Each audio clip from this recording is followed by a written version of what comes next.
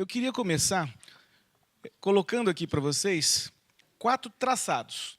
O caso clínico eu vou falar depois, vou falar brevemente. Quero que vocês olhem esses traçados, formulem suas hipóteses diagnósticas, pensem mentalmente o que significa, semelhanças e diferenças entre cada um deles, e depois da apresentação do Wagner, a gente vai voltar nesses casos e vai ver o que a gente consegue, de fato, tirar dessas informações. Esse caso é uma senhora que foi encaminhada com um episódio de fibrilação atrial paroxística, repetitiva, muito sintomática, e que veio com esse eletrocardiograma. Todos os dados, medicação, tudo eu vou falar depois. Esse outro é um garoto com uma dor precordial atípica, né, e sem história de palpitação, uma palpitação leve que chama atenção. Esse terceiro é um paciente também oligosintomático, com discreta palpitação não taquicárdica, duração de segundos. E esse quarto é um atleta de ciclismo, 46 anos, também completamente assintomático. Ok? Então, eu vou voltar. Vamos abrir brevemente aqui uma análise. Obviamente, todos são elétrons alterados. Não temos a menor dúvida disso, né? Quanto alterado, em que aspecto que a gente consegue fazer já diagnóstico eletrocardiográfico dessas situações e quanto de dúvidas eletrocardiográficas e clínicas, naturalmente, nós vamos ter. Tá? Então, em cima desses traçados, que todos são relacionados a alterações da repolarização, nós vamos falar sobre o tema de repolarização precoce. Então, o Wagner, para quem não conhece ainda, o Wagner é um eletrofisiologista, estou tendo a honra de estar trabalhamos juntos, junto com a Andresa, o Luiz Fernando, e o Wagner vai dar alguns aspectos teóricos dessas alterações da repolarização, depois nós vamos voltar naqueles traçados para poder discutir melhor. Wagner. Muito obrigado, Eduardo. Uma boa noite a todos. Então, vamos falar um pouquinho sobre algumas bases teóricas para termos uma ideia um pouquinho melhor para responder o que está acontecendo com aqueles traçados. Então, o tema nosso é a síndrome de Brugada e a repolarização precoce. Então, o que seria a síndrome de Brugada, né? Em novembro de 1992, Joseph e Pedro Brugada, eles fizeram uma avaliação de pacientes que tiveram uma parada cardíaca por fibrilação ventricular e eles viram que havia, em alguns deles, um padrão eletrocardiográfico bastante peculiar, né, que se assemelhava a um padrão de bloqueio de ramo direito, porém, depois da região, né, que nós temos o nosso R', que a partir daquele ápice ele viu que essa área descendia de uma maneira um pouco mais lenta e apresentava uma base mais largada. A partir desse momento, né, quando estabelecida essa associação, né, surge, né, o que nós chamamos do padrão eletrocardiográfico de Brugada. Dentre esses padrões eletrocardiográficos, né, nós temos uma divisão no padrão de Brugada tipo 1 e no Brugada tipo 2. O padrão de Brugada tipo 1, né, ele tem esse aspecto que é dito como covado, né, ou que tem uma convexidade, um padrão de convexo, né. A partir da região que nós chamamos de um R' ou do ponto J, ele decresce lentamente e se segue a uma onda T invertida. Esse padrão, né, nós podemos ter em nossa mente que, quando nós o vemos, nós temos que ter uma alta suspeita de que nós tenhamos um padrão eletrocardiográfico de Brugada. Já o padrão tipo 2, né, é um padrão não diagnóstico, ele é um padrão que ele nos deve levar à suspeita do Brugada. Né? Então, muitas vezes, nós vamos olhar para ele, vamos ter na dúvida se nós temos um Brugada, se nós temos um padrão de repolarização precoce, e, através, às vezes, de alguns reposicionamentos de eletrodos, algumas vezes com utilização de medicações, ou em alguns outros estados, como o estado febril, pode ser que nós venhamos a ter um eletro tipo 2 se tornando um eletro tipo 1. O padrão tipo 2 ele é o padrão chamado de padrão em cela. Né? Então, ele tem essa concavidade para cima, e essa região aqui, né, do segmento ST, ela fica pelo menos 1 milímetro acima da linha de base. Então, nosso padrão tipo 1, que é diagnóstico, tem a amplitude da onda J de pelo menos 2 milímetros acima da linha de base, segue-se com uma T negativa, ele é gradualmente descendente, chamado de covado. O tipo 2, não diagnóstico, todas aquelas características que eu mencionei, o padrão em cela e essa região aqui a pelo menos 1 milímetro da linha de base. O que acontece a nível celular para ocorrer esse padrão eletrocardiográfico do Brugada. Então, nós vemos aqui que quando nós temos um QRS normal, né, o padrão Brugada, e analisando o potencial de ação, nós vemos algumas diferenças enquanto nós temos o padrão normal e o Brugada. Nós vemos aqui que tanto no epicárdio, meso e endocárdio, nós temos essas áreas de voltagem aqui muito próximas uma da outra no nosso potencial de ação, e nós observamos que aqui se criou um gradiente entre essas duas áreas. O que acontece é que houve, nesses pacientes com Brugada, na maior parte dos casos, uma mutação em um gene que acaba inativando canais de sódio. Esses canais de sódio inativados, eles fecham precocemente e não conseguem se opor a uma corrente de potássio que entra e cria esse gradiente de voltagem. Então, cria-se um gradiente entre o epicárdio e as outras camadas do miocárdio que predispõem à ocorrência de arritmias. A síndrome de Brugada, então, ela é caracterizada por um eletro típico, mais algum dos seguintes sintomas ou achados, né, como a presença de uma taquicardia ventricular polimórfica ou fibrilação ventricular, a ocorrência de morte súbita em familiares com menos que 45 anos, a história de que há mais um familiar com um padrão de eletro tipo 1, a ocorrência de síncopes inexplicadas, a respiração agônica noturna, né, o Brugada, muitas vezes os sintomas acontecem à noite, mais do que durante o dia, e, em alguns casos, quando nós fazemos o estudo eletrofisiológico, nós conseguimos induzir essas arritmias nesses pacientes. Então, a arritmia típica do Brugada, diferente da cardiopatia isquêmica, na maior parte dos casos, ou não isquêmica, em que nós temos a taquicardia ventricular, o que mais acontece no nosso paciente com síndrome de Brugada é a fibrilação ventricular ou a taquicardia polimórfica. Esse é um traçado de um desfibrilador, em que nós vemos que o paciente teve uma fibrilação ventricular, né, um paciente com síndrome de Brugada, e a arritmia foi terminada com um choque nesse momento. Aí o paciente volta para o ritmo sinusal. Quando nós falamos de síndrome de Brugada, nós falamos de uma herança autossômica dominante. Talvez esse heredograma não seja ainda totalmente representativo, mas só para lembrar do que é uma herança dominante, né, todos os indivíduos que têm o gene mutante, eles têm a doença expressa. Então, quando os avós, um deles tem, aproximadamente metade da prole vai ter, certo? Mas nós sabemos que não é bem assim nos pacientes com Brugada, porque acontecem circunstâncias como nessas aqui, em que nós temos os netos acometidos, mas os pais parecem não ter nada. Na verdade, os pais, pelo menos um deles, tem um gene dominante que tem uma penetrância dita incompleta, então ele não se expressa, que é o que permite ainda que ele tenha um padrão depois de herança dominante. Quanto à prevalência, né, o Brugada acontece muito mais no sexo masculino que no feminino, né, chega a acontecer 20 vezes mais. O eletrocaracterístico do Brugada, às vezes, quando nós pegamos o nosso eletro na emergência, né, posicionado com V1 e V2 no quarto espaço intercostal, pode ser que o eletro seja normal ou, às vezes, apresente o padrão que é somente suspeito, que é o nosso padrão tipo 2. Porém, quando nós elevamos a posição do V1 e do V2, e indo para o terceiro espaço intercostal, mas especialmente indo até o segundo, pode ser que nós tenhamos um eletro normal ou com um Brugada tipo 2 tendo o padrão do Brugada tipo 1. Então, uma das coisas na emergência, nós olhamos um padrão, né, olha, parece ser um tipo 2, aqui será que é? Uma das coisas é colocar no segundo espaço intercostal. Uma outra condição bastante que pode levar ao padrão tipo 1 é o paciente apresentar febre. Né? Alguns dias atrás, na emergência da cardiologia do Vivale, um paciente foi para o hospital por sintomas gripais. Esse paciente estava apenas taquicárdico, foi solicitado um eletrocardiograma. Né? Não sei por que razão, mas enfim, eu não teria solicitado aquele eletro, mas como eu estava como cardiologista na emergência, me foi mostrado esse eletro e disse, caramba, o paciente tinha um eletrocardiograma de Brugada. Algumas medicações também nós temos que ter um certo cuidado, porque elas podem induzir o padrão Brugada.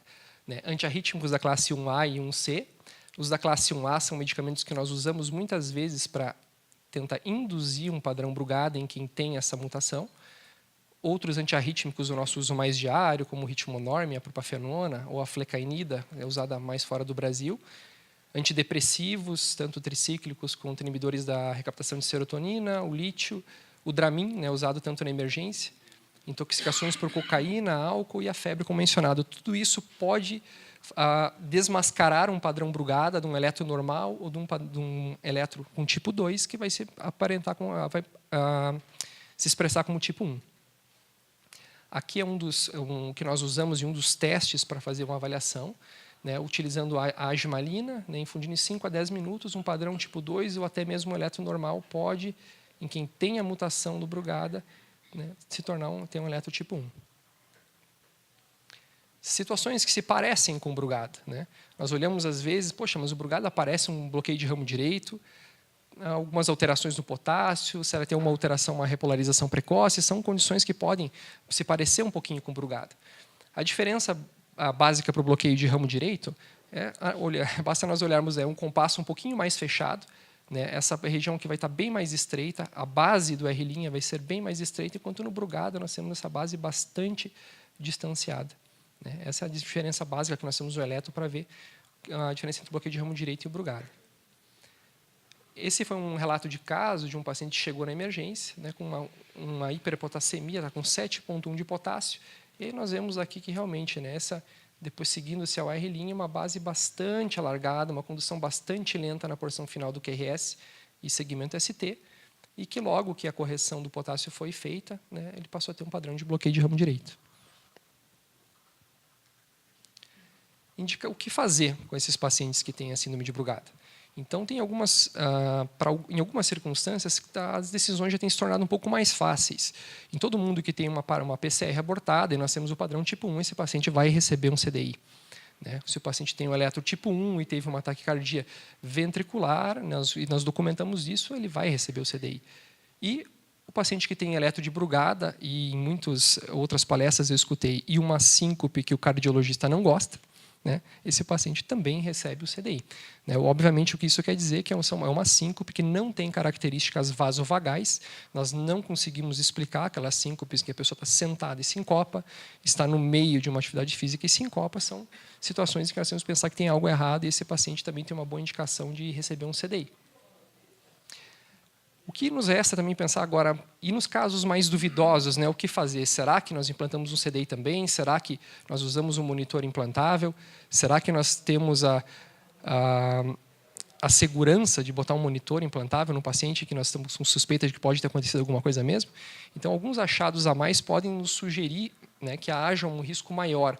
Por exemplo, a presença do padrão tipo 1 espontâneo, o paciente tem mais risco de eventos do que o padrão tipo 2 induzido por fármacos.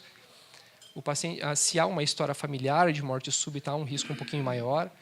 Em pacientes com padrão Brugada e que têm nas derivações periféricas um padrão considerado maligno de repolarização precoce, nós vamos falar um pouquinho depois sobre isso, eles também têm um pouquinho mais de risco.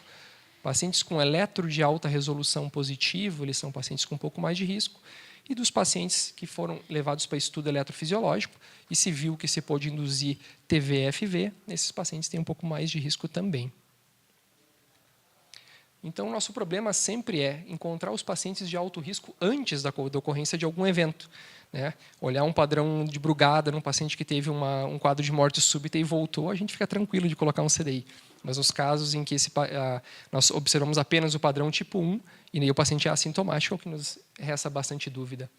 Então, alguns estudos foram feitos, entre eles com um estudo eletrofisiológico, para avaliar, né, a indução de arritmias ou não e ver se isso tinha algum valor prognóstico.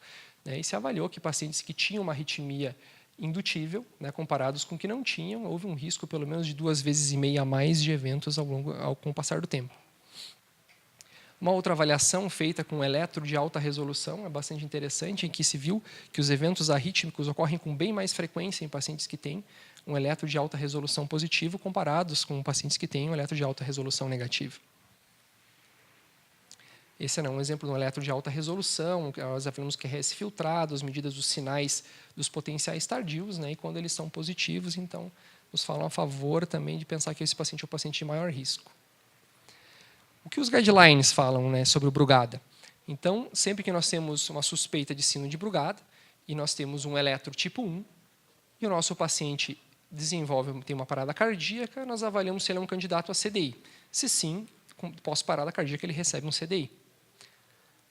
Caso esse paciente com eletro do Brugada tipo 1 não seja um candidato, a nossa alternativa é prescrever para ele quinidina. É um antiarrítmico que pode ter uma boa eficácia também na prevenção de eventos arrítmicos no brugada, embora tenha um perfil de efeitos colaterais que não é tão bom assim. E a ablação por catéter se tornou uma opção nova também que se tem, né? Algo bastante novo, né? Se faz uma ablação na região da via de saída do ventrículo direito, uma ablação epicárdica, que tem se visto bons resultados. Ainda esses pacientes todos eles recebem o CDI, eles não deixam de receber CDI. E uma indicação muito frequente para se fazer isso é quando o nosso paciente que recebeu o CDI ele tem uma tempestade elétrica. Aí, tanto usar medicamento quanto fazer uma tentativa de ablação pode ser válida para evitar os choques. No nosso paciente com um eletro tipo 1, em que não há uma parada cardíaca, o que fazer com ele? Né? Então, uma conduta pode ser simplesmente observar, sem não fazer nenhuma terapia. Outra alternativa seria fazer um estudo eletrofisiológico para estratificar o risco. Nos pacientes que não têm o padrão Brugada, mas que por alguma razão ou com algum familiar que tenha, uma alternativa que nós temos é fazer o teste farmacológico para ver, né, se há dúvida, né, para ver se o padrão de Brugada surge. Testes genéticos para Brugada. Bom, o rendimento em pacientes que nós temos eletro com padrão Brugada, os testes genéticos eles são positivos em 20% a 30%. Então, os testes genéticos eles não têm um rendimento tão grande. Também o fato de que o paciente tenha um padrão eletrocardiográfico de Brugada, se nós fazemos o eletro e ele dá negativo para as mutações conhecidas, nós não consideramos o paciente como não tendo Brugada. O diagnóstico do Brugada vem pelo eletro e pela história clínica. O teste genético para o Brugada em relação ao valor prognóstico, ele tem um valor ele não muda muito a nossa conduta, no sentido de que quando nós temos, por exemplo, um paciente com um QT longo, dependendo do tipo de mutação que o paciente tem, nós sabemos que algumas mutações conferem maior risco, outras mutações conferem menor risco. A mutação do Brugada ela não tem esse valor prognóstico. O que ela ajuda é quando nós temos algum familiar, um paciente que tem um eletro com padrão de Brugada, mas que nós queremos fazer uma avaliação, nós fazemos um teste genético nele. Se for encontrada uma mutação típica, nós podemos avaliar os familiares para ver se eles têm alguma chance de também ter Brugada. A questão é o que fazer com eles, porque cada vez que um familiar não tem um eletro com padrão manifesto, nós sabemos que essa pessoa tem menor risco. Então, o que fazer a partir daí? Talvez nós vamos partir apenas para o aconselhamento de medidas que evitem arritmias, mas realmente nós não temos como implantar um CDI ou tomar maiores condutas. Então, aqui, né, no paciente que nós temos o padrão tipo 1, fazer a genotipagem dele é uma indicação classe 2B.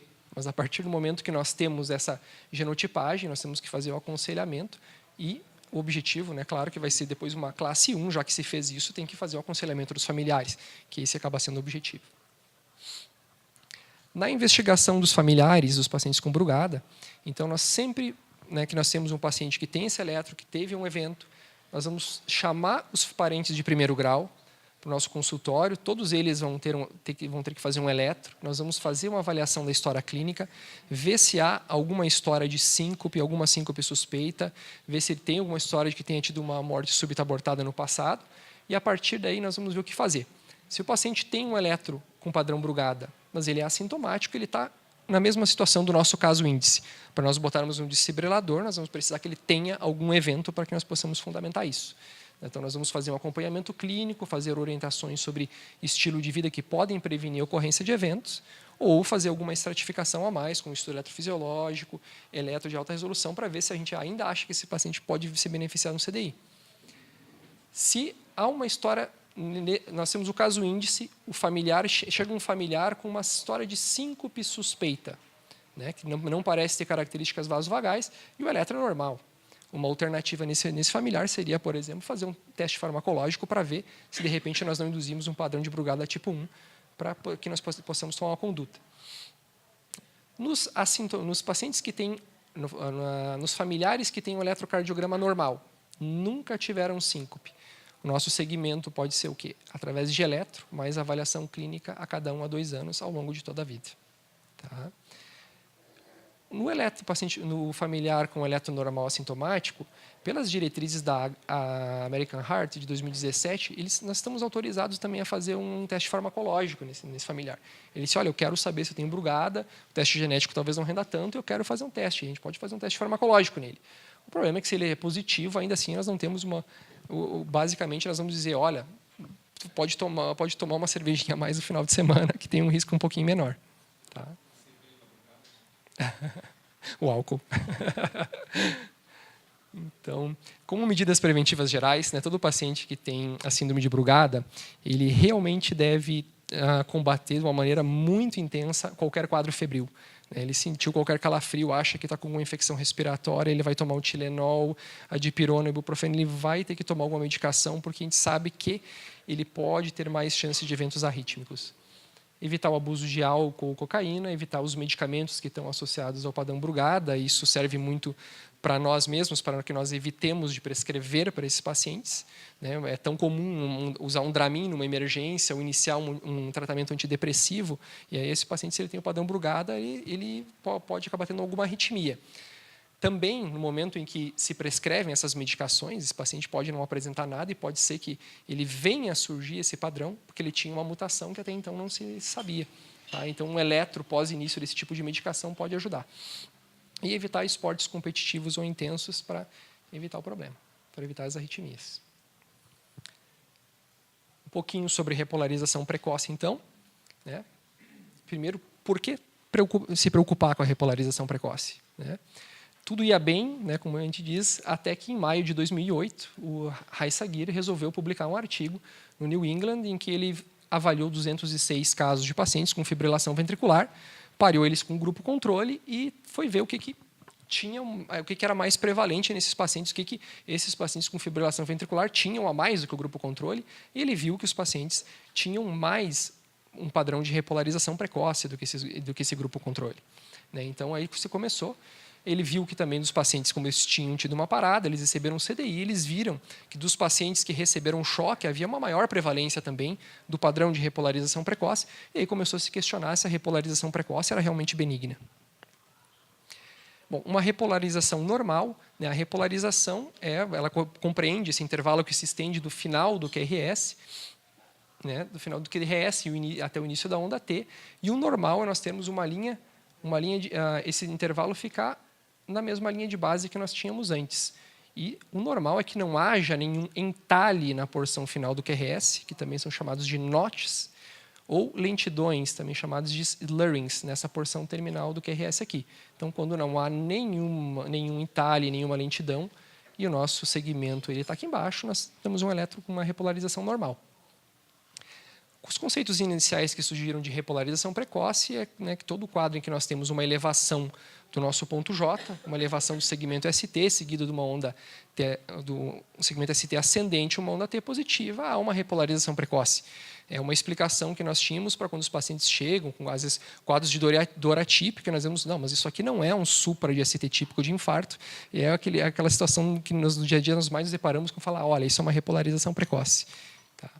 Mas, posteriormente, os conceitos foram mudando e também se viu que a presença desse alentecimento na porção final do QRS ou a presença de um entalhe no ponto J, isso era uma repolarização precoce.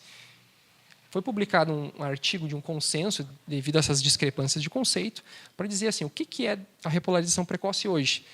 E se definiu como que, para ter repolarização precoce, tem que haver um entalhe na porção final do QRS ou tem que haver essa área de condução lentificada, esse alentecimento. Se viu que tanto esse NOT, o entalhe, quanto esse alentecimento, eles têm que estar acima da linha de base, de pelo menos um quadradinho acima. E se viu que eles tinham que estar pelo menos um milímetro. E para isso o QRS deveria ser estreito. E nesse conceito de repolarização precoce, ela não engloba as derivações de V1 a V3, ela engloba só derivações mais laterais, de V4 a V6, D1 a VL, e as derivações inferiores. Tá? Então, são derivações somente nas derivações dos membros e nas precordiais laterais. E o ST? Então, tendo repolarização precoce, havendo um entalhe ou aquele alentecimento no final do QRS, nós temos que avaliar ainda o ST. A repolarização precoce, então, ela pode ter um padrão ascendente ou pode ter um padrão dito descendente ou horizontal. Como nós vemos isso? Nós já vamos ver logo em seguida. O ponto de ponto J, alguns conceitos a mais. Ponto J, então, é aquele ponto de transição do final do QRS para o início do segmento ST. E, quando nós temos esse entalhe ou esse alentecimento, nós dizemos que o ponto J acontece nessa região. Então, nosso ponto J aqui, o ponto J inicial, a região mais apical e a porção terminal do ponto J, quando nós temos o entalhe. E quando nós temos uma lentificação, nós dizemos que esse é o ponto J inicial e aqui o ponto J terminal.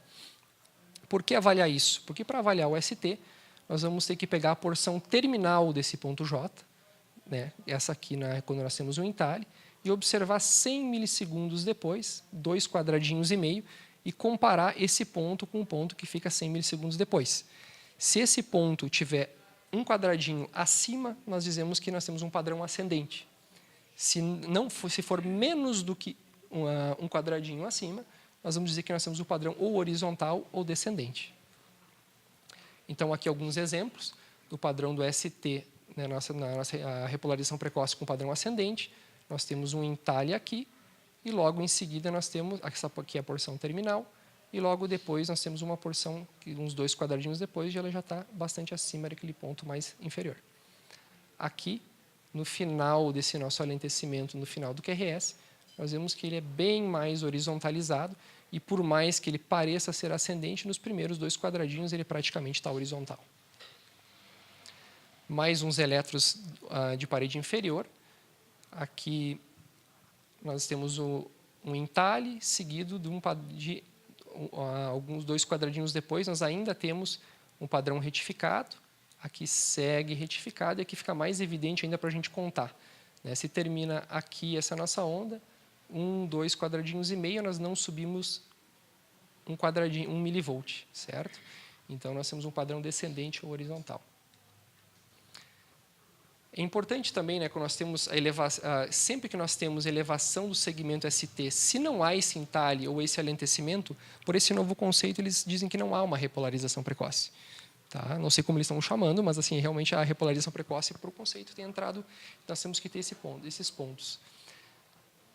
Na avaliação da nossa população geral, se viu que a presença tanto do entalhe quanto do alentecimento, eles são bastante frequentes, se não há elevação desse ponto acima da linha de base. Até 30% de indivíduos saudáveis têm essas alterações.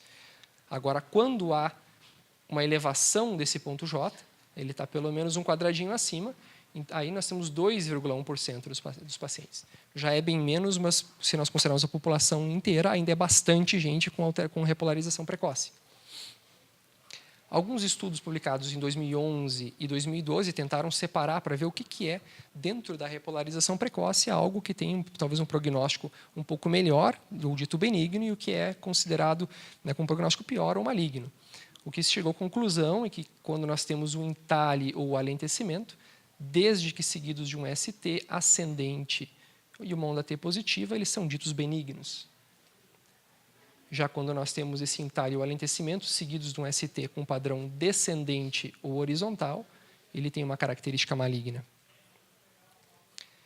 Então, nesse estudo, né, foi um estudo de caso controle, se pegaram indivíduos com fibrilação ventricular, indivíduos saudáveis e atletas, e se avaliou a presença de ondas J com segmento horizontal descendente, né, via associação com fibrilação ventricular, e se viu que esse padrão estava 13 vezes mais presente nos indivíduos com FV do que nos saudáveis ou atletas, né? Então, pensando, bom, talvez esse padrão, dentro do que nós consideramos de repolarização precoce, é o mais maligno, né? Quando há essas ondas J, as ondas J, na verdade, elas compreendem tanto o entalhe quanto o alentecimento e com segmento horizontal descendente.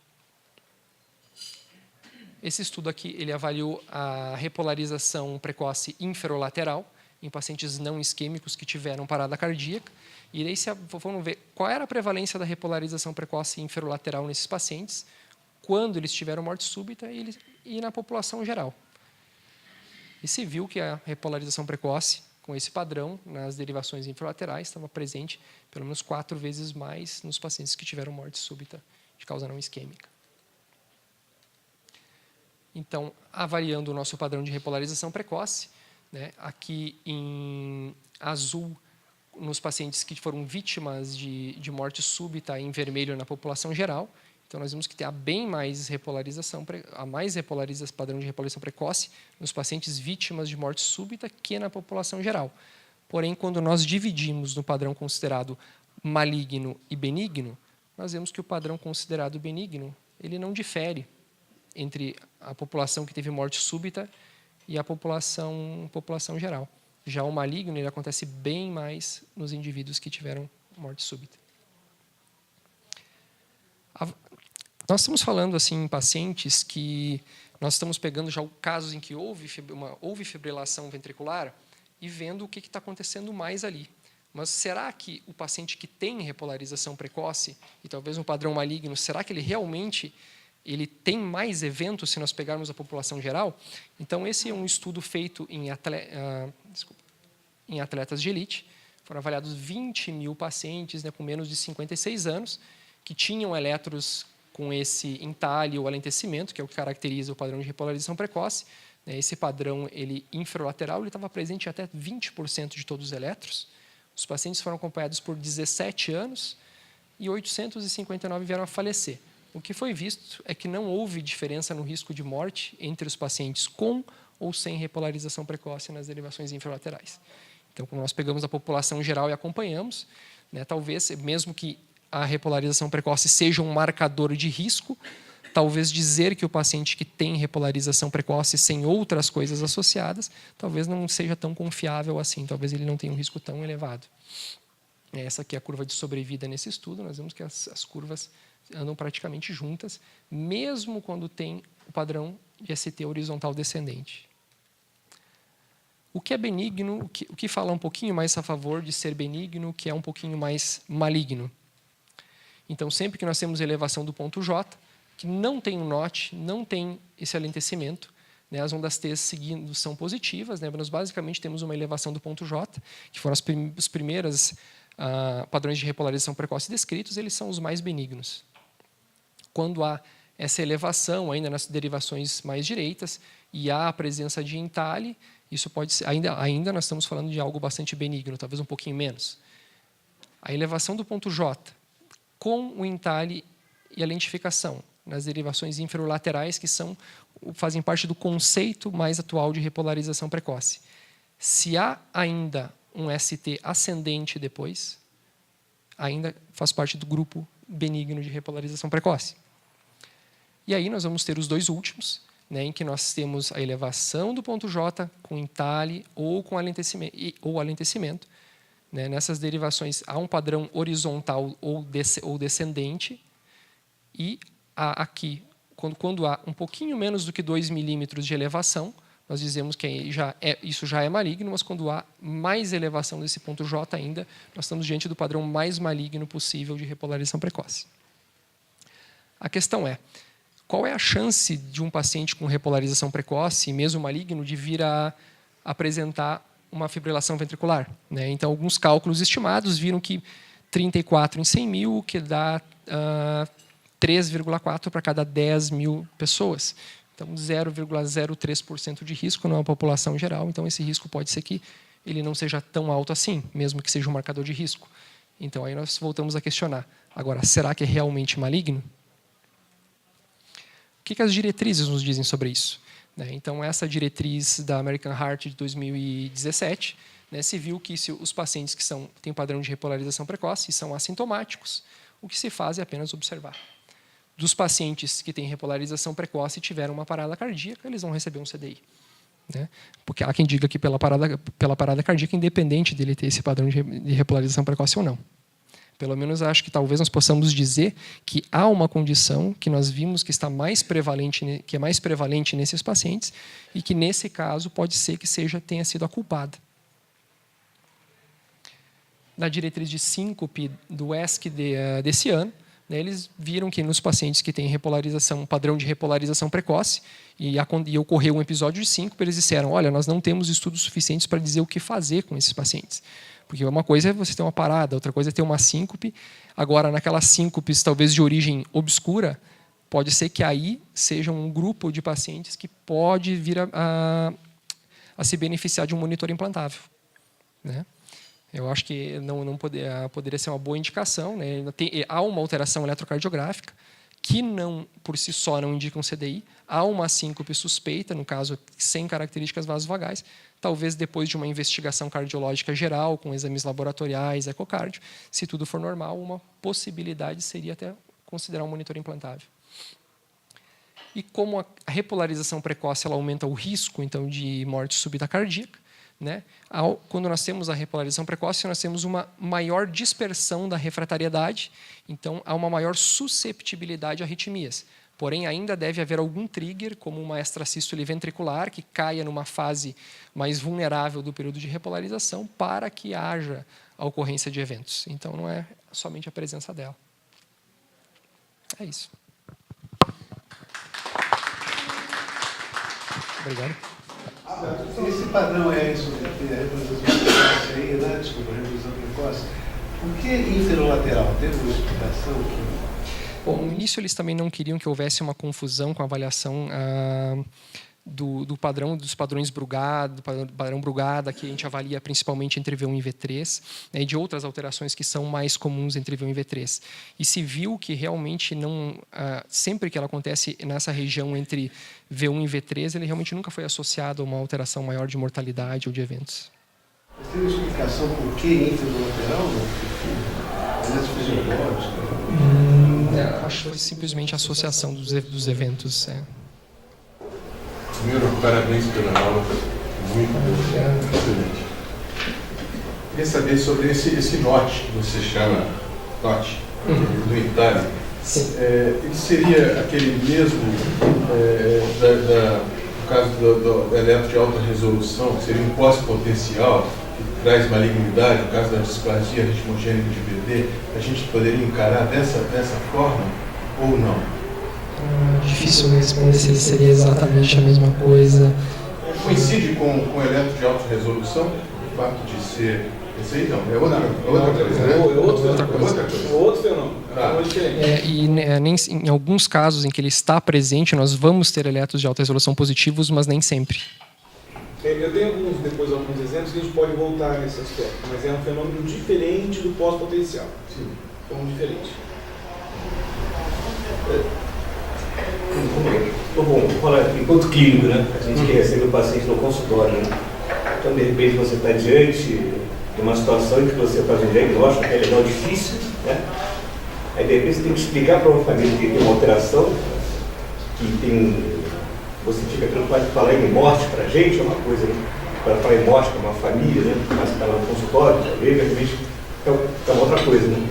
E que, de repente, quando você junta na população geral, depois de tudo isso, você vê que o risco de mortalidade, quer dizer, não está mudando, não tem muita diferença entre as pessoas normais e as pessoas que têm. É uma situação difícil de lidar pra caramba, para a gente lidar no dia a dia, para você realmente para o paciente e mexe essa coisa. Ele saber que tem aquela coisinha lá, que pode representar realmente alguma coisa, mas que no frigir dos ovos, entendido, que quando você compara isso com uma corte muito grande de população, parece que o índice de mortalidade, o risco de mortalidade termina sendo relativamente baixo. E a gente termina sabendo o que a gente passou. Ele é bastante baixo, é muito difícil, pelo menos na repolarização precoce, em pacientes que não tenham nenhuma alteração a mais estrutural, eu não comentaria com um paciente que ele tem um risco maior. Tá? Eu não comentaria, eu olharia esse eletro, eu entenderia como um marcador de risco, embora com muita cautela, né? Talvez observaria, mas eu não faria esse comentário com o paciente ainda sobre a repolarização precoce. Independente da profissão. Eu tenho uma leitura um pouco diferente disso. Só para comentar, sair na gravação. Eu tenho uma leitura um pouco diferente dessa, né? Primeiro que nós estamos falando de uma situação que o Wagner usou um termo, tudo vinha bem até que, né? Quando o Ezequiel publicou, no caso, a reprodução precoce. 3 coisas, eletrocardiograficamente falando, nos deixavam muito tranquilos há muito tempo. Bloqueio de exame direito. Isso não é doença. Nós fomos ensinados que BRD não é uma doença como o BRE é. BRD, toda gente normal tem e nunca vai ter nenhum problema. 2, vagotonia. Nós estamos falando de vagotonia, mas é, na verdade, uma repolação precoce, né?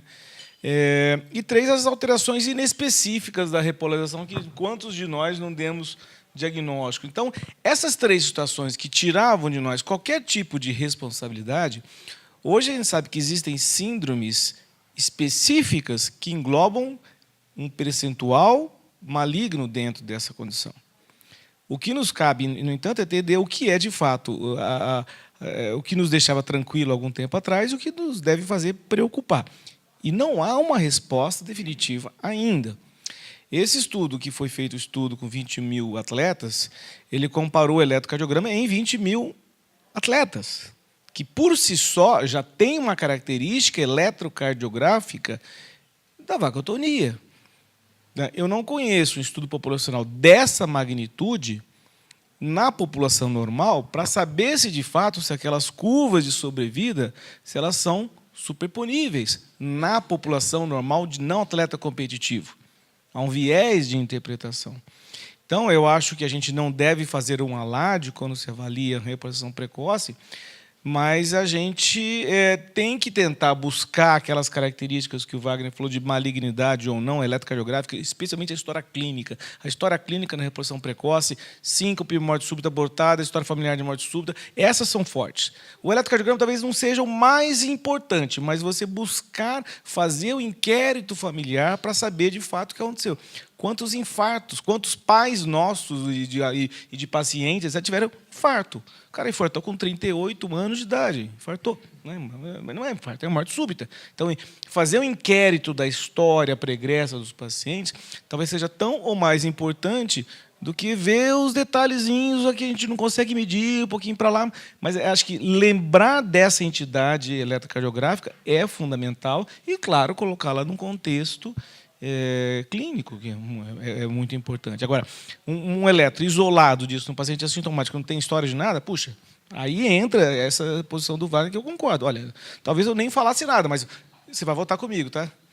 Precisa ter um segmento, né? Agora, para o paciente ter aderência ao segmento, ele tem que saber por que vai ter que ter aderência. Esse paciente que é sintomático, que vai te para uma outra coisa, o paciente encontra esse eletrocardiograma. O Brugada tem uma influência genética, caucasiana, coisa e tal. A reposição precoce tem alguma coisa assim? Eu não conheço. Não sei se você viu alguma coisa, eu não conheço. Você pediria teste ergométrico para todo paciente com repolarização precoce?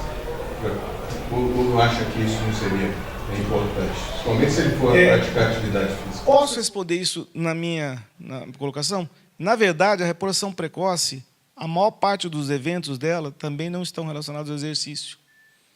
Então, o teste ergométrico pode dar falsa impressão de benignidade.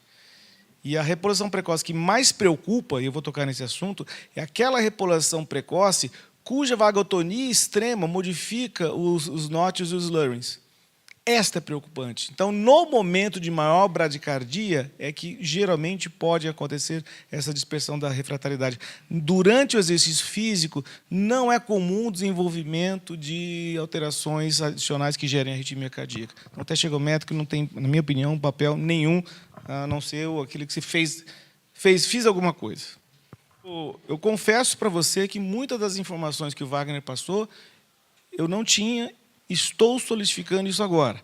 Então, nós estamos começando a aprender juntos o significado dessas alterações e eu acredito que muito pouca gente saiba de verdade uma coisa que está em desenvolvimento. Nós estamos aprendendo com a história natural, com a epidemiologia e, fundamentalmente, com registros. Então, o que os caras estão fazendo, a Zeguer, os grupos Silvio Priori, enfim, Peter Schwartz, estão fazendo um levantamento estatístico para pegar banco de dados para poder pegar dados comuns que levam a um aumento prognóstico.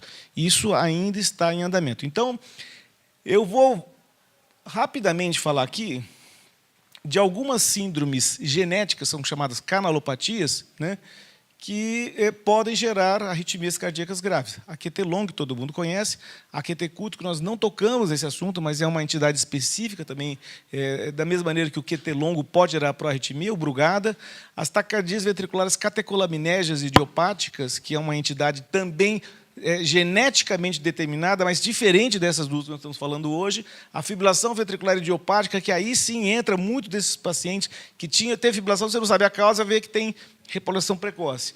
E a reposição precoce que pode ou não estar associada à fibrilação ventricular idiopática. Então, eu vou voltar naqueles casos, né? E agora eu vou tentar esmiuçar um pouquinho mais para a gente poder dar uma colherada, porque o paciente chega no nosso consultório, antes de ter um eletro, ele tem uma informação. Tá? Então, primeiro caso, essa é uma senhora de 82 anos, como eu falei, ela foi encaminhada porque teve vários episódios de fibrilação atrial paroxística, refratária, ia no pronto-socorro, revertia, tomava remédio, enfim, foi muitos episódios há vários anos. A duração das crises variava de 10 minutos até várias horas, né? História de cansaço aos esforços, nunca teve dor, nunca teve síncope, vinha fazendo uso de propafenona 750 mg por dia, ela tomava 300, 150 e 300, de antecedente hipertensa, hipotiroideia controlada, tinha tido uma angioplastia prévia por uma lesão de coronária, que tanta arritmia, alguém vai fazer um CAT, alguém vai fazer uma dilatação, faz parte do jogo, né? Nunca teve isquemia, nunca teve infarto. Bom, como eu falei, vinha com uso de propafenona, uso de BRA, clopidogrel e levotiroxina. Ok? O laboratório dela, nada que chamasse atenção. Um eco também com uma hipertrofia ventricular esquerda concêntrica leve, fração de ejeção preservada, o átrio esquerdo discretamente alterado, uma alteração na distensibilidade e um insuficiência mitral leve. Nada que chama atenção para uma senhora de 82 anos de idade. Um Holter, frequência mínima de 49, máxima de 86, média de 64, 29 extracístoles isoladas, uma ataque atrial de 5 batimentos, 108, frequência 108, nenhuma extracístole ventricular e bloqueio atrioventricular de primeiro grau relacionado ao sono. 82 anos está melhor que nós, corrigido, né? Vamos lá. E esse é o eletro que ela chegou no consultório. Edinho, vai que é tua, filho. Vai que é tudo. Ritmo sinusal. Opa, perdão. Sinusal, ok, todo mundo concorda? P aqui. P. Mais um pouquinho prolongado. Se começar aqui, talvez um bloqueio de primeiro grau, deve dar uns 220 no olhômetro, né? Dentro da condução do lombo direito. Parece que está devagar. Bom, aí tem aquela alteração da aquele em G1, né? O desnivelado e a base um pouco alagada para o segmento da esquerda. E estacísticos.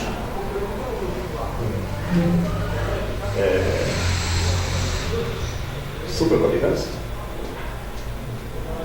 Talvez ventricular, né? Como é morfologia de bloqueio de ramo esquerdo, é provável que tenha aberrância pelo outro lado, mas porque é esse largo, né?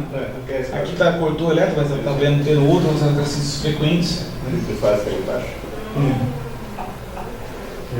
Meninos, pera. Brugada. 82 anos, Brugada, mulher. Caraca, velho. Isso não é coisa de jovem.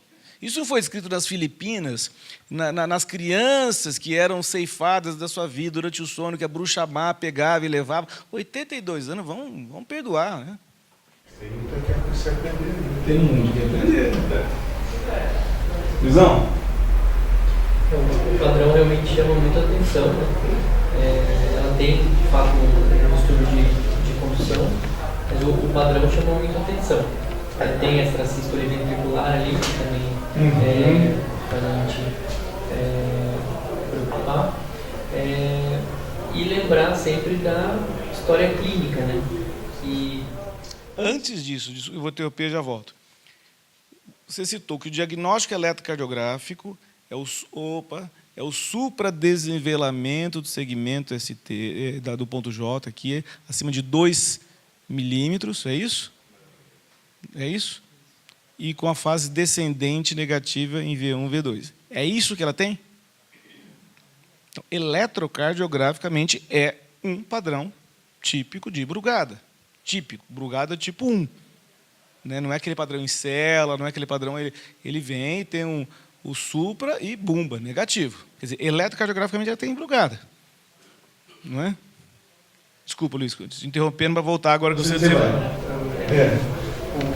Então, assim, realmente o eletro chama muita atenção, mas é aquela história, é uma mulher de 82 anos provavelmente ela já fez outros eletros na vida, isso provavelmente nunca chamou atenção. E ela está fugindo muito do que é o diagnóstico inicial, né? Então é só levantar a suspeita de que pode também não ser, apesar disso do eletro ser um padrão típico. E aí pensar em todas as outras coisas, como medicação, por exemplo, ser induzido pela... Ela não estava febril nesse momento, né? O potássio dela é normal, o laboratório de dela é normal, okay? Que é o que o Wagner de proteção também que pode sugerir. Necessariamente, a brugada não tem que ter população ventricular até os 40 anos e seguir esse padrão. Todos estariam condenados à morte já, não é isso? Tinha documentação dos FA dela? Tinha, eu não consegui, eu vi essa documentação, era um episódio de fibrilação atrial com QRS estreito e típica, com alta resposta ventricular, 160, 170, rápida, bem rápida, mas não era um QRS alargado. Eu vi pelo menos um traçado que ela trouxe. Sabe que pronto-socorro entrega eletrocardiograma para o paciente, né? Para conseguir, parece uma festa, mas ela trouxe isso. Necessariamente o fato de ter fibrilação por 80 anos também não tem relação nenhuma com brugada. Ok, se o padrão é brugada e a fibrilação atrial, ela tem fibrilação atrial? Tem relação causa e efeito? Bom, diagnóstico, é brugada? Quem fala não? Eu falo sim. Né? E FA. Possivelmente são patologias diferentes. Né? O que nós devemos fazer agora? Qual a próxima etapa que nós devemos seguir nessa paciente agora? Está no consultório.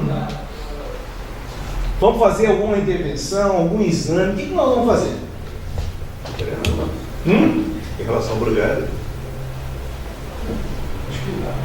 Eu prevenir a recorrência de FA. Para isso fazer. Estava descontrolada.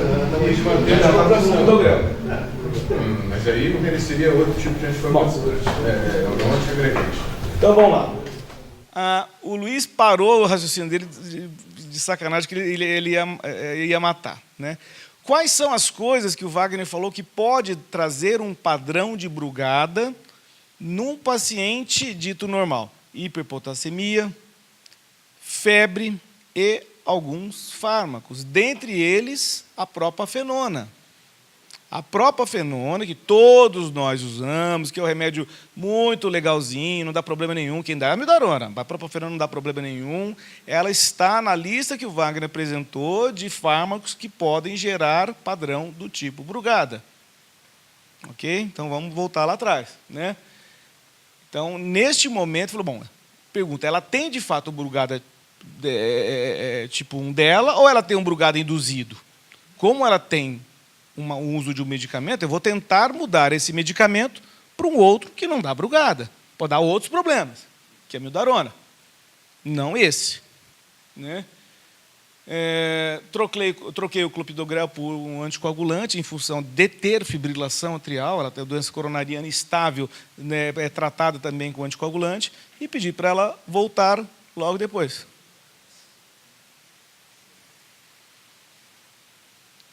Isso faz 1 ano e pouquinho, e todos os outros eletrocardiogramas dela agora é esse aí.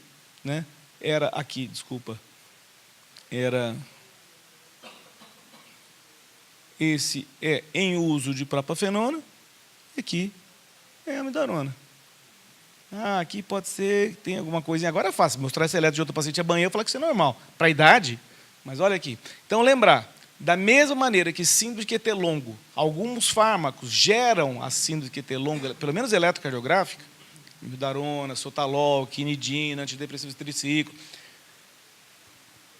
brugada também pode ser gerado ou desmascarado, talvez seja a palavra mais correta, por alguns fármacos. E nós temos que lembrar disso. Né? Ela não teve mais arritmia, está muito bem, obrigada, está ótima, feliz da vida. Né? Lembrar que os medicamentos, todos os medicamentos antiarrítmicos, a propafenona, têm efeitos adversos. Você não deve usar em paciente com disfunção cardíaca, insuficiência cardíaca, QRS alargado, todo mundo sabe. Mas mesmo com todas essas contraindicações, nós devemos lembrar que a propafenona pode gerar brugada. E a gente usa muito a propafenona. Ô, Dudu, Aí eu te faço uma pergunta. Vamos supor que você troque, hipoteticamente, você troque a propafenona pela amiodarona, diagnóstico químico e tal, de repente, com a amiodarona, essa senhora começa a ter surtos de FE muito mais do que ela tinha antes, quando estava com a propafenona. Em tese, e na média das pessoas, a amiodarona costuma ser mais efetiva. Mas pode ser refratária a tudo, né? Aí você, por causa de ter desmascarado o lugar, você contraindicaria de vez a usar a propafenona? Eu contraindicaria, né? É uma paciente, por exemplo, que eu não costumo fazer ablação por catéter, é uma paciente de 82 anos, né? Mas nessa paciente, se ela com a amiodarona não ficasse bem clinicamente, eu iria fazer uma ablação por catéter para tentar evitar o uso de fármacos para ela, para melhorar a sua qualidade de vida. Eu não tenho dúvida disso, né? Não fiz a ablação, não indiquei a ablação, ela está bem sem ablação. Mas se não tivesse uma boa resposta, seria a minha próxima etapa. Poderia, daquela situação, já partir para a ablação? Poderia, mas ela nunca usou a amiodarona. Não usou a amiodarona porque tinha hipotiroidismo. Ela tomou 75 de levotiroxina. Se tiver que mudar para 100, para ela não vai mudar nada, né? Então, acho que tentei o mais simples para ela. Funcionou, poderia não ter funcionado. Eu iria para uma outra etapa que seria a ablação por catéter. O átrio não é tão grande, apesar da idade, acho que caberia o papel como melhora sintomática. A qualidade de vida dela estava horrorosa. Então, na verdade, a pergunta é uma provocação extremamente baseada nessa história de mortalidade, né? Em princípio, né? Não tão bem evidenciada a longo prazo, com a dificuldade especificamente. Então, quer dizer, se de repente você está com uma paciente de 82 anos, que a gente não sabe a expectativa de vida, mas já não é uma paciente que tem 25, 30, 40 anos, usando realmente uma substância que embora abra realmente por lugar, mas você não sabe, que a gente não tem muita evidência sobre isso de mortalidade a longo prazo, se isso se tornaria uma contraindicação formal, digamos assim, ao usar droga, mas só você tem que desmascarar. Eu não usaria. Da mesma maneira que se eu der sotalol para um paciente, ele chegar com um QTC de 580, eu tiro. Eu tiro. Mas nunca teve 5. Eu não sei o potencial de risco desse paciente. Se há outra alternativa, eu não vou deixar. Eu tiro. Qual é a história natural da Brugada, tipo um fármaco induzido a uma paciente de 82 anos? Sei lá. Mas não vou pagar para ver. E outra, essa paciente estava tendo arritmia com propafenona. Então não adiantava. Eu teria que fazer alguma coisa, né?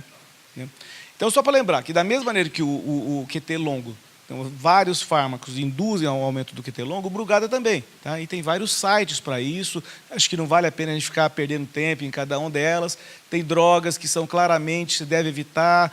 Olha, se puder, evita, não tem problema nenhum. Então, vale a pena a gente ficar atento no paciente com suspeita de Brugada, a gente pesquisar quais são aquelas que podem, de fato, aumentar. A amiodarona não é tão citada como tendo efeitos pró-arrítmicos, como outras drogas. Pelo menos isso que... Todos os Torsades e Puan que eu vi dos últimos 15 anos, todos foram relacionados à amiodarona, mais diurético e mais digital. Todos, invariavelmente. Eu não tenho mais quinidina. O pessoal usa pouco sotalol. Então, todos, e publiquei isso. A Andresa fez o rotor comigo, faz 100 anos que ela faz rotor. Todos os Torsades que eu vi foi com a amiodarona. Mas é muito pouco prevalente, de fato, muito menos que quinidina. Ele é muito mais seguro a amiodarona do que os outros. Mas hoje, se você olhar um Torsades, se não for BAVT, se não for hipopotassemia, pode ver que está tomando amiodarona. A chance é muito grande. Amiodarona diurético. Em relação ao sotalol, O sotalol se usa muito pouco quando se usa dose pequena. Mas, claro, o sotalol é clássico para dar Torsades. A gente tem visto, não tem paciente, que a gente usa muito, paciente que faz o que é prolongado com amiodarona. Sim, aumenta. Bom, aqui só para a gente citar algumas das drogas, né? São drogas antiarrítmicas, entre elas a propafenona, drogas psicotrópicas, como o Luiz Fernando o Wagner já falou, anestésicos, outras substâncias, enfim. Nesse caso aí, você acha que a gente induziu uma alteração eletrocardiográfica sugestiva de Brugada por causa da medicação, ou a gente desmascarou um Brugada, e aí nesse caso, o que você acha você investigaria a família? O que você acha? Aquela árvore genealógica que o Wagner colocou, não tinha lá um casalzinho de veinho que não tinha nada? Algum deles estava carreando. Será que não é esse? Será que não é esse que foi desmascarado? Porque uma coisa é você ter o genótipo, outra coisa é você ter o fenótipo. Será que esses casos, da mesma maneira que o QT longo, droga induzido, não é o desmascarar o potencial de alguma pessoa que, por algum motivo, não tem uma penetrância completa fenotípica, sem uma forcinha, só vai ter quando tem febre? Eu acho que traz o traço, traz as ferramentas, né? Se o cara vai aprontar ou não, acho que a impressão que eu tenho é que desmascarou algo que vem com ele. A gente não vê isso todo dia, não vê. Então, a impressão que eu tenho é que pode ter um traço genético que é desmascarado. Impressão, mas sem menor chance de correção. Nesse caso era propafenona. Bom, tirou a propafenona, normalizou. A chance dela ter uma sertralina ou uma outra medicação que pode induzir a mesma orientação que eu dou para o QT longa droga induzida. Fala assim, ó, tia, a senhora não vai poder tomar isso, isso e isso. Quando for tomar algum medicamento, cuidado com esse aqui, cuidado com aquele lá. Eu lido como mais ou menos lidasse com a situação de QT longo droga induzido. Dá o site para ela, para os médicos, evita isso, cuidado com isso, mesma orientação. Febre, cuidado com febre, toma um antitérmico, recomendações para evitar complicações. E não sei se nós conseguimos, de fato, evitar, mas pelo menos a gente orienta. Tá, nós vamos ter mais discussão para frente. Ó. Esse aqui é um outro, 25 anos, há 10 anos, 15 anos de idade, o moleque fica nervoso, disparava um pouquinho o coração dele, mas nunca investigou, não passava mal, não tinha síncope, não tinha nada, antecedente pessoal dele nenhum, antecedente familiar, o avô morreu com 87 anos, né? Um outro com 85 e nada, tudo normal. E o eletro dele era esse aqui. Paciente completamente assintomático e com a história de palpitações leves, suaves, discretas, não registradas, não documentadas, nunca associadas a nenhum quadro clínico mais importante. Não teve sim. Nunca. Então, a princípio, no caso desse, a gente acompanha. Acompanhar o quê? O paciente ou o eletro? Paciente. Paciente. Tá. E o eletro também. O paciente e o eletro. O que a gente viu aí, mas isso seria isso. Então, né? vamos lá. A história clínica, pobre, e o eletro. Wagner, você que é o homem do...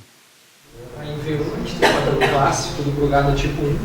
Né? Quando nós olhamos o V2, parece aquele padrão do Brugada tipo 2, que é um padrão mais em célula, mas o V1 ele já desmascara, ele já vem frango do Brugada tipo 1. Bom, é Brugada? Alguém fala que não é Brugada? Bom, está na aula de Brugada, se não for também é sacanagem, né? Bom, adiantando. Então, é Brugada? Ok. Como investigar se de fato é Brugada? Wagner já falou que é. Alguém pode ter dúvida. Né? E o que fazer? Não sente nada. Não tem história familiar mal súbita. Seria acompanhar até naquela linha ali da esquerda, lá da sua orientação. É isso? Uma das formas é usar os testes provocativos. A senhora vinha usando o teste provocativo químico inadvertidamente. Nós podemos fazer isso propositalmente. Né? Uma delas é usar a gibalina, que o Wagner falou. Aquele mesmo eletrocardiograma virou isso aqui. Então, se havia dúvida que isto era Brugada, e eu mesmo se olhar, posso até ficar, mas tem, ok. Esse é mais Brugada que o outro. Ele está mais Brugada. Né? Bom, ele tem Brugada, a gente tem Brugada. Ok? Sim. Muito bem. Então, isso aí eu não ficaria sossegado em fazer nada. Ué, mas então, ele já tinha Brugada antes, ele falou que já tinha. Mas tem que fazer teste todo mundo? Não sei, esse tema não pode discutir.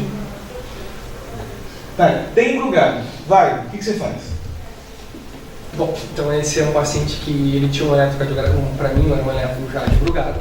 Né? Ele realmente, como ele não era tão franco quanto esse aí, são né? Todos pacientes da clínica, tá? É. São todos pacientes reais da nossa clínica de acompanhamento, por isso cada um deles. Se nós tivéssemos alguma dúvida em relação a um paciente que estava tendo palpitação, não é que ele não tinha nada, ele tinha palpitação, né? Pelo menos da história dele, ele tinha alguma coisa, ele se resolveu investigar e disse, olha, estamos um pouco na dúvida, fizemos teste da gimalina e se viu, olha, se tinha dúvida não resta mais.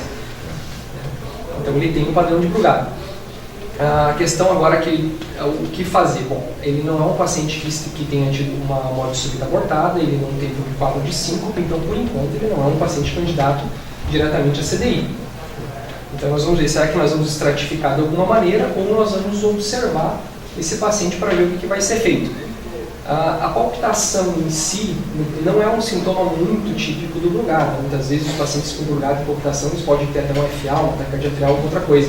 Brugada, uma parte considerável das vezes, o paciente já tem diretamente síncope, porque a arritmia clássica dele é TV polimórfica ou fibrilação ventricular. Então não é tão comum assim ter palpitação.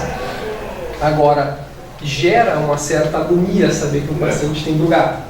Então, aquela coisa, no momento que se tem uma morte súbita, uma síncope é clássico, a gente colocar um CDI, todo mundo respira aliviado, o cardiologista que mandou, nós que estamos tranquilos. Agora, nos casos que não, a gente sempre quer buscar ver alguma coisa, se tem alguma coisinha a mais que nos indique, talvez, para tomar uma coisa diferente. Pergunta é, CDI para todo mundo?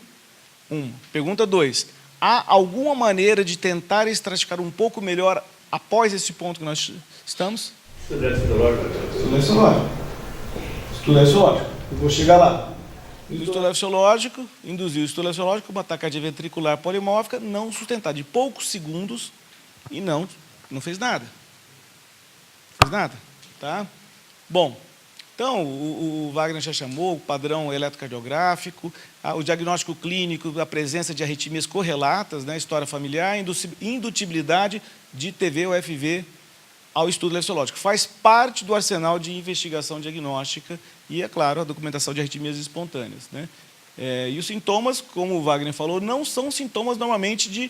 Pode ter palpitação? Pode, né, mas não é o mais comum, porque a arritmia é TV polimórfica e cai o disjuntor. Nessa hora você não tem controle nenhum dele, né? Esse gráfico talvez ajude um pouco a gente tentar entender um pouco o papel do estudo etiológico. Veja, aqui é uma coluna de pacientes nos quais foram induzidos a arritmia ventricular grave e aqui onde não há indução. Aqui nos pacientes assintomáticos, assintomáticos e com síncope, com diagnóstico não típico. E aqui assintomático com típico com o padrão do tipo 1. Então, dá claramente para ver que o paciente vamos colocar aquele paciente, então ele tem o tipo 1, certo? Então, ele está nessas duas colunas. Ele é assintomático do ponto de vista de síncope, né, e não teve indutibilidade, faz uma diferença muito grande no poder prognóstico de identificar se estudo etiológico pode ou não indicar, sugerir ou não a colocação de um cardiodesfibrilador. No Brugada isso é válido. Na repobulação precoce isso já não é válido. É muito complexo isso. Tá? Então, nessa situação, foi optado por não fazer nada. Eu optei por não dar droga antiarrítmica, não tem arritmia, estou acompanhando clinicamente, rezando para, se Deus quiser, ele nunca vir a ter um problema. Pode colocar um CDI? Pode. Mas se você coloca um CDI, você tem outros tipos de problema. Fratura de eletrodo, infecção, choque inapropriado, etc, etc, etc. Então, hoje, a diretriz, nesse paciente, não há consenso na colocação, quer dizer, há consenso na não colocação de um cardiodesfibrilador. Ok? De novo, essa é uma revisão relativamente recente, uma revisão sistemática de alguns autores, dizendo quais são os critérios que aumentam o risco. O sexo masculino, o ECG espontâneo, tipo 1 espontâneo, né, e a indutibilidade do estudo etiológico. Então, qual é a prática clínica que eu adoto hoje? É a mesma que o Brugada adota, que não, a do Brugada já não é consenso.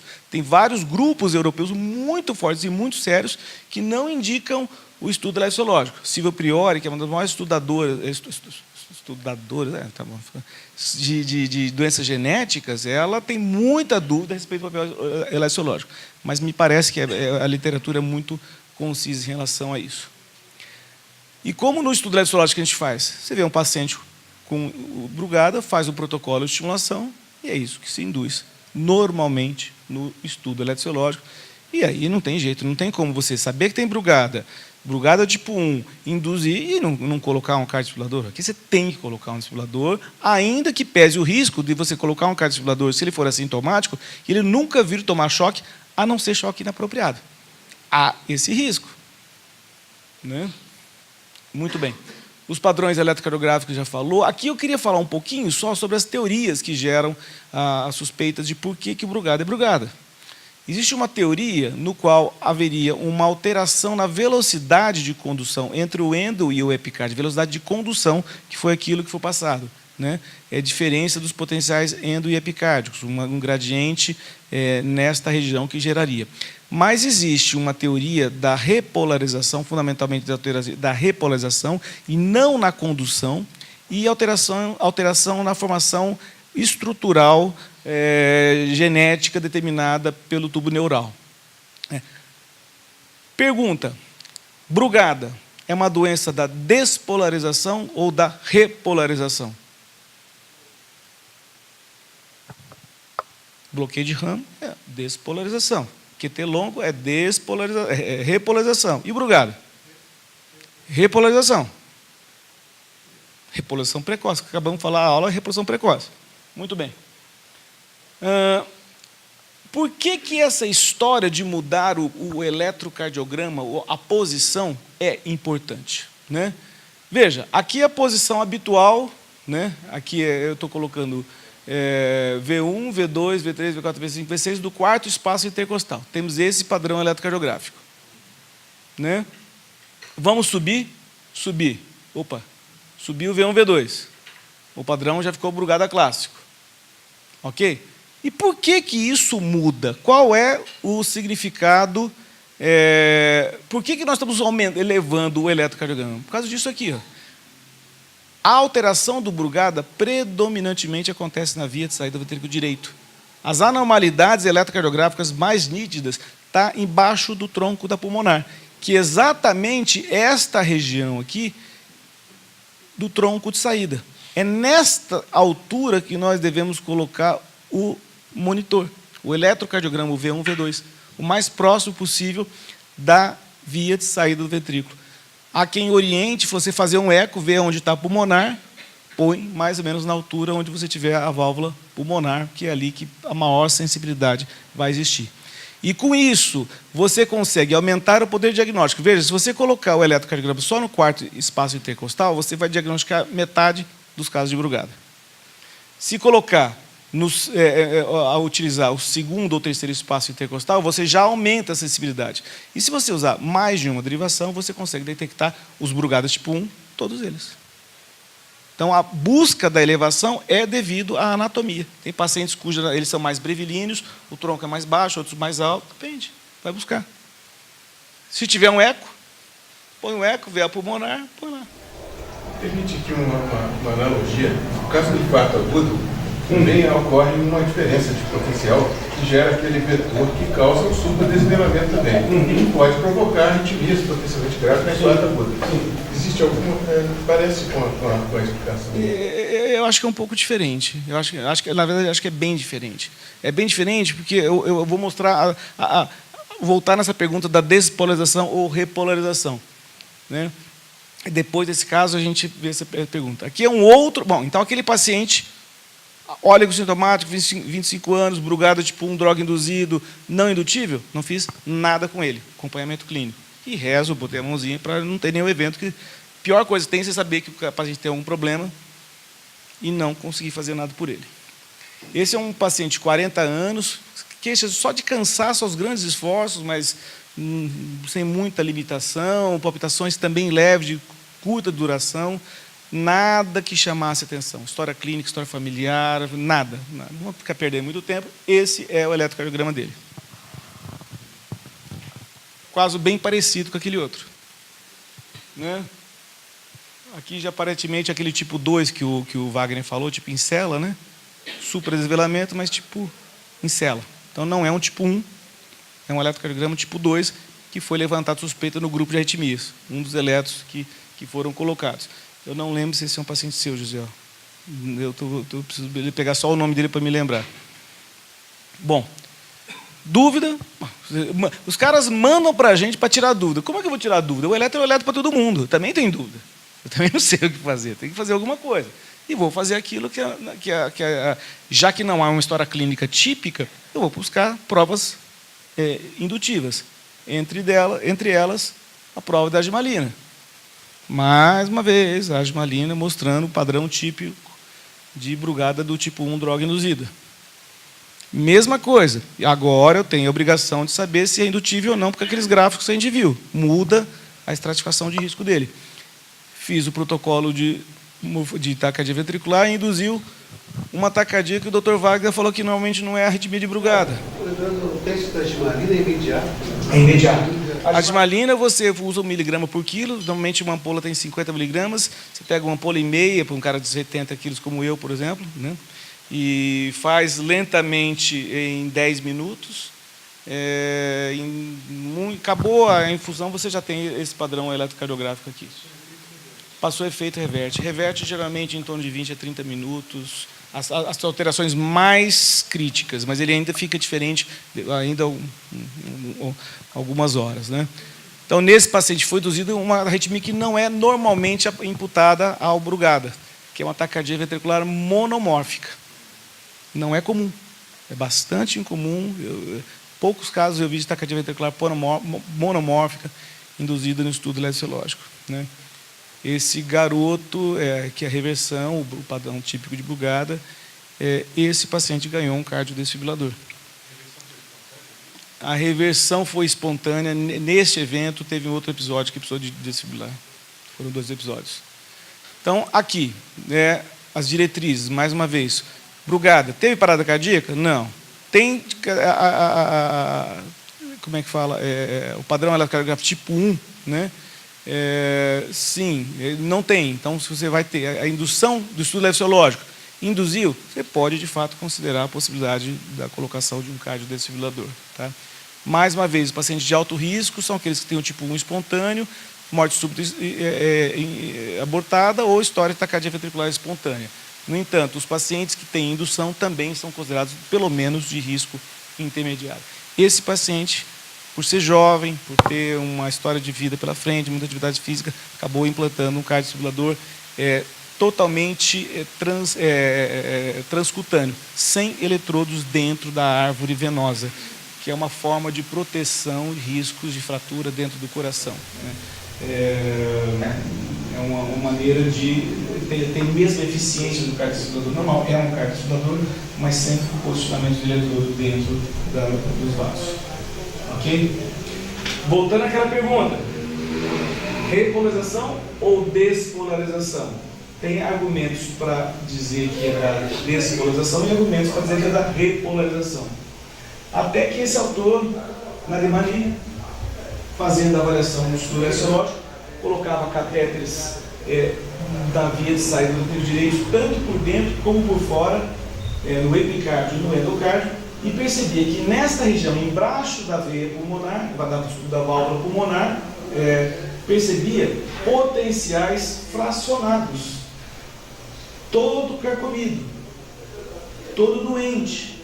E isso é um padrão sugestivo de despolarização fracionada, por isso que os pacientes com ECG-AR positivo têm maior risco, porque esses potenciais passam a ser detectados pelo pós-potencial. Ainda que o eletro de alta resolução é muito complexa a interpretação nesse estudo do ramo direito. E muitos pacientes com brugada têm também ramo direito associado. Faz parte da síndrome clínica. Então é difícil você valorizar o ECG-AR no brugada. Porque há uma super... É ramo direito ou brugada? Tem paciente que tem os dois. E não é incomum. Eu diria que mais de 30%. Então é difícil você... E o ramo direito, como está uma frase final da alça de ativação, os potenciais não podem ser avaliados, você vai dar um falso positivo. Então, se detectou que esses pontos eram os relacionados à brugada, e que se você queimasse esses pontos, você poderia fazer o quê? Desaparecer a brugada, a cura do brugada. Começou a se tratar canalopatia por ablação por catéter. O primeiro que fez isso foi na Delaney, mas o grupo do brugada e o Papone tem um trabalho muito grande pegando pacientes com brugada, pegando esses pós-potenciais, fazendo a ablação por catéter, e o padrão, que é um padrão típico, quando você começa a fazer a ablação, imediatamente ele aumenta, depois vai mudando e desaparece. Eu fui o ano passado para Milão, num simpósio como esse, eu vi 8 pacientes, caso ao vivo, sendo feito. Eu nunca vi uma coisa tão espetacular na minha vida. O cara curando uma canalopatia com catéter. É impressionante. É impressionante.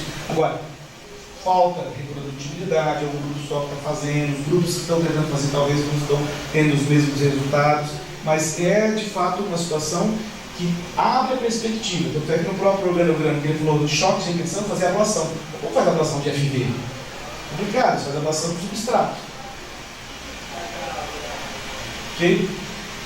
Não vou perder mais tempo de vocês em relação à reposição precoce, mas quando foi descrito, ele foi percebido que vários pacientes com fibrilação ventricular idiopática tinham, na verdade, reposição precoce, não eram tão idiopáticas assim.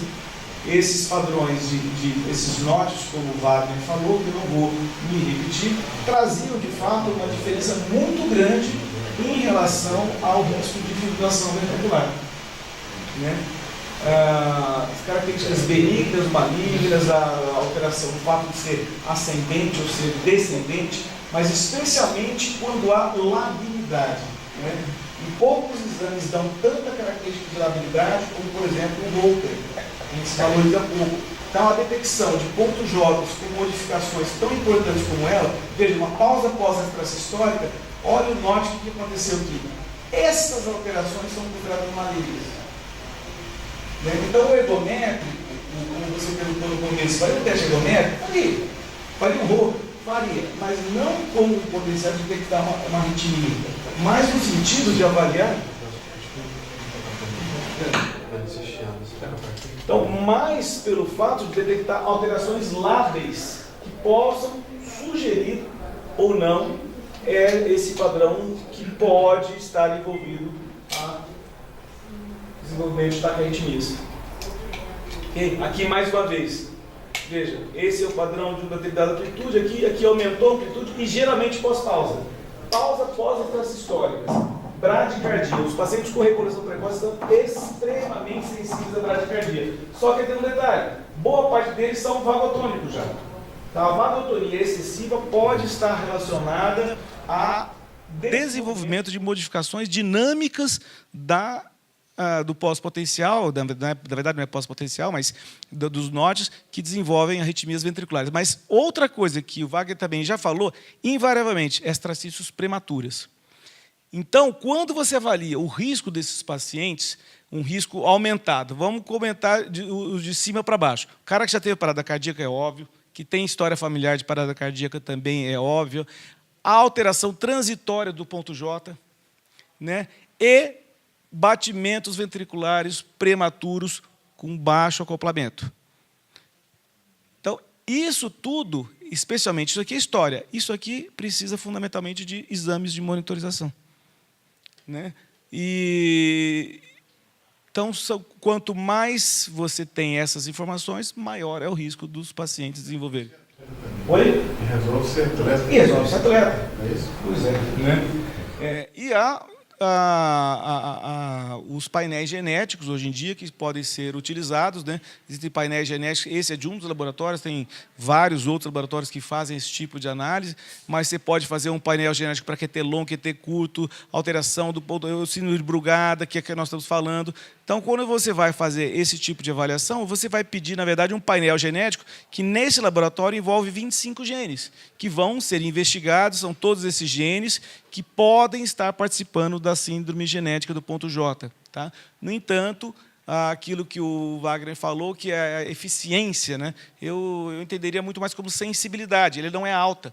Então, de 30% a 35% é a chance de você ter o problema e conseguir ser detectado. E mais lembrando que essas síndromes genéticas, elas são múltiplas e muitas das vezes correlacionadas umas com as outras.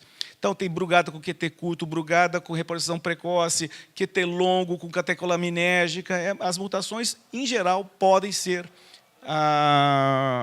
mistas. E o último caso, para a gente terminar, que acho que já deu no nosso horário, esse é um paciente não é 32 anos, é 46 anos, tá? Masculino, metalúrgico, totalmente assintomático, pedala a vida inteira, anda de 250 a 350 km por semana, pedala bastante, nunca teve nenhum sintoma e a história familiar dele também é nenhuma.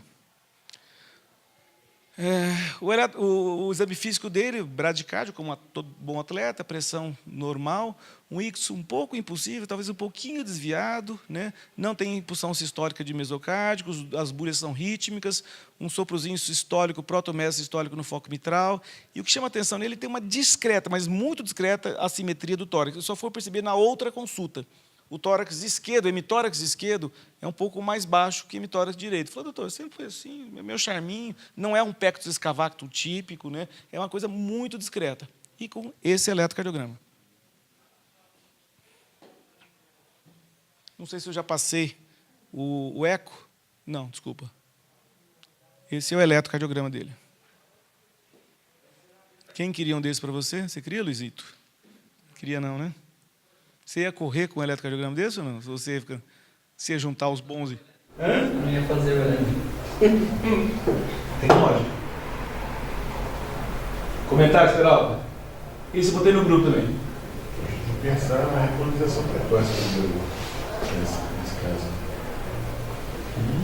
E atleta tem interações de repolização, às vezes muito gritantes também. Né? A gente sabe que pode ter. Eu torço que ele não chegar com qualquer dor muscular no peito numa emergência, né? Depois daquele VT. Ele vai ganhar um pé. Então, fazer um trombonista. Autoriza, né? Esse eletro lembra alguma patologia cardíaca específica para vocês?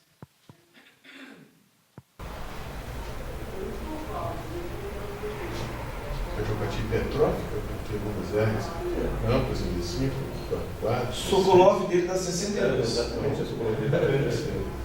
60 anos. Cardiopatia hipertrófica. O atleta também pode ter. Pode.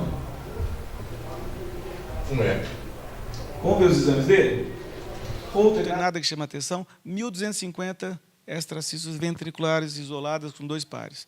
Bebê de primeiro grau no sono, essas alterações o tempo todo. Tá? Ergométrico, mudou muito pouco a característica da repolarização, não teve arritmia, já veio com uma cintilografia ao esforço, também sem alteração na perfusão, e um eco que chamava atenção que o septo, parede posterior, normais, ventrículo esquerdo de dimensões normais, fração de ejeção preservada, as cavidades normais e os fluxos normais. Esse é o exame dele.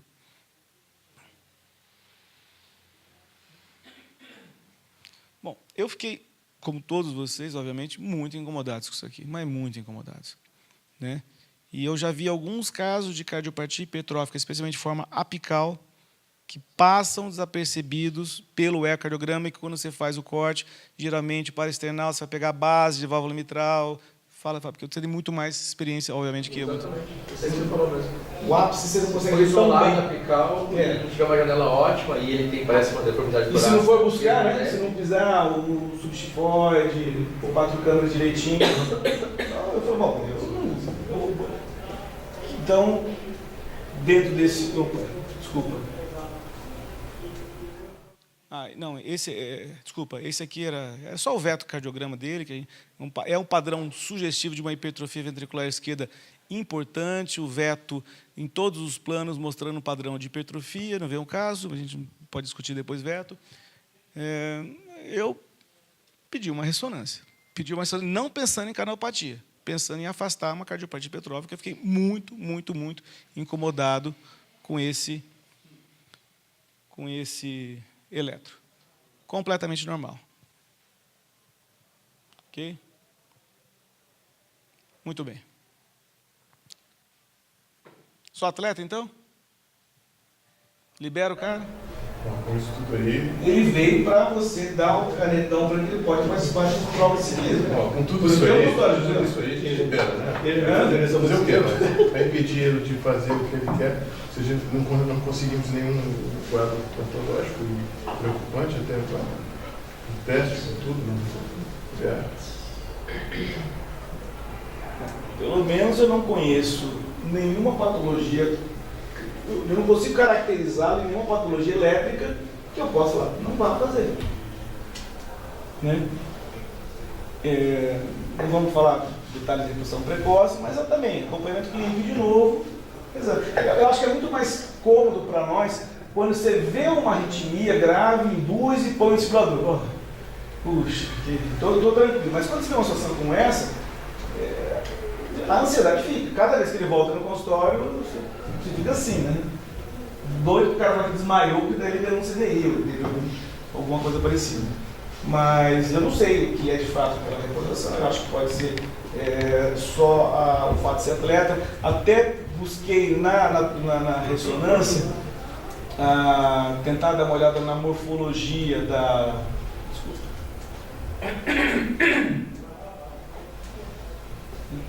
para ver aqui a distância do ventrículo esquerdo da caixa torácica, para ver se o ventrículo estava comprimido. Aí seria mais o ventrículo direito, não V3, V4.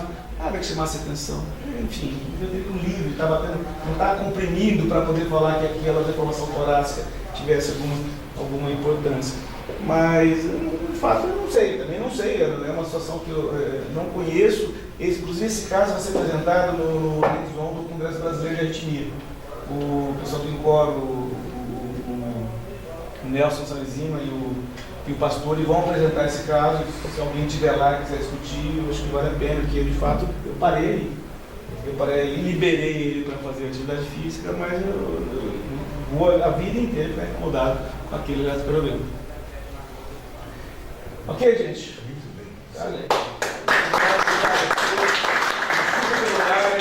Sempre tem um mais cedo. Ainda mais cedo, mas acho que se for coisas que todos nós conseguimos definir, vai lá, mas é tá bom.